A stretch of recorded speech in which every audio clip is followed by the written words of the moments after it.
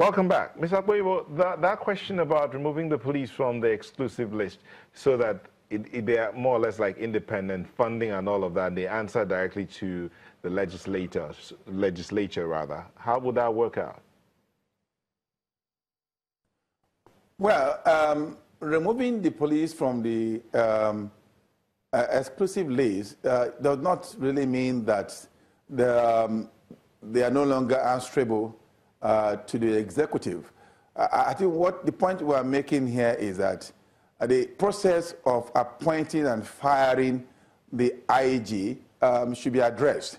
So long as the president has the sole power to appoint and to fire the IG without recourse to the National Assembly, you would find the IG not being able to implement or take actions that might not be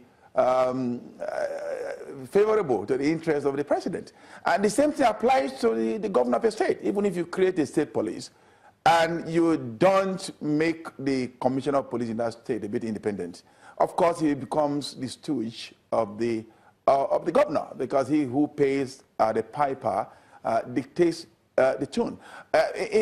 In other climes where we have a level of independence of the police, you see a police constable in the UK, for example.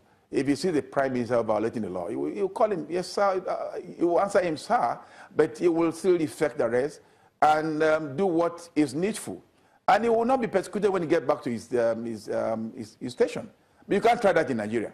I mean, if a constable sees a minister violating the law and he wants to prosecute, I mean, let's take, for example, a traffic offense. Of course, apart from people, the society think, what does he, did he not know he's a minister? I mean, it's overbearing. That constable might be punished by his boss because of the pressure from above. So we must put legislations in place to guarantee, the effectiveness of the police, either at the state level or at the federal level, before you're back on restructuring. You can't just wake up overnight and say, look, we're going to establish state police without putting the legislation and all the checks and balances in place. I mean, you just make a mess of the whole establishment. I don't think that's is a profound approach. We need to put the framework in place. Yes, like I said always, and I see maintain it, state police is very desirable, but is not yet expedient because we have not put the structures in place. Mr. Akboyibo, that little example that you gave, is that not exactly why we need to restructure the police? So that the policeman himself, who is enforcing the law, is no respecter of persons. He's enforcing the law, and it doesn't matter who it is who is breaking the law. He will call that person to order. Absolutely. I think we're on the same page in that. The police should be, there should be legislation to enable the police perform optimally without the fear of reprisal from the executive that appointed him. There should be some, let's take the Attorney General of the United States, for example. Trump would have fired that man long before now, knowing where the AG was going during the investigation they are now carrying out. But the president knows that if he tried that, Congress will go against him because there are measures, they put legislation in place. This is the kind of thing we need in Nigeria.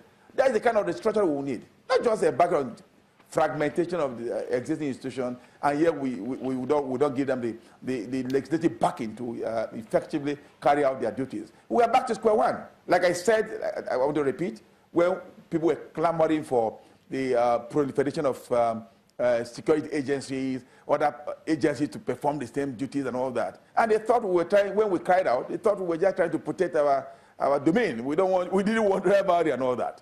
But now we have them in place, and yet we are crying again. There's an increase in crime. We can see that we have not applied the right dosage. Okay. Mr. Ojukwu, you mentioned Intel earlier, and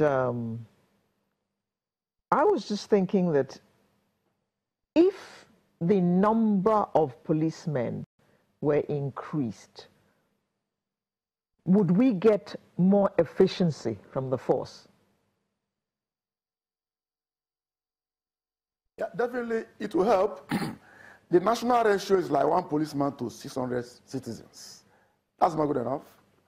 It's still like Bruno that is troubled now. The ratio is like 1 policeman to 700. That's even a scandal.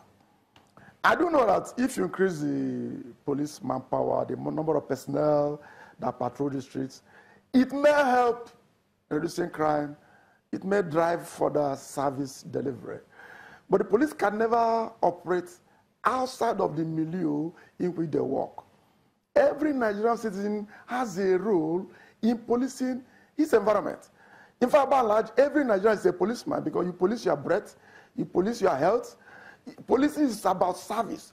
It's about having peace in your body, your soul, and your spirit. We are very religious. We police even our spirit.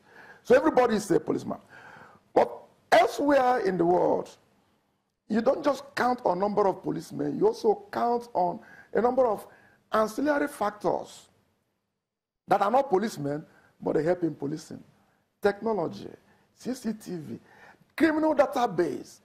Elsewhere in the world, they are civilized, they are developed. Let me use that word better. You don't need to begin to block somebody on the road. You want to take his number, take another. Once he violates the traffic, the camera will capture it. The next day, he gets a ticket right in his house because they have a database. We don't have it in this country. These are issues that will help the number of policemen that you have in this country for us to have effective policing of this country. The number could be increased. You know, we all agree to that, and efforts are being made to that effect, but it's not yet to huru. But let us add technology to it so I can have intelligence that will drive police to render effective and efficient quality service. Okay, would the national identity card scheme help in any way? Definitely, it will help. There are many agencies of government that have data. National Population Commission, INEC, the service providers, they all have issues. That the national identity card system is also good. When these things are done and the police is able to access them seamlessly, it will help us in preventing crime, detecting crime, apprehending offenders, and making the society safer. A quick question. Needs to have access. Quick question, Mr. Ojukwu. Quick question. When you arrest suspects, do you take their fingerprints and store them somewhere? The law allows police to take fingerprints.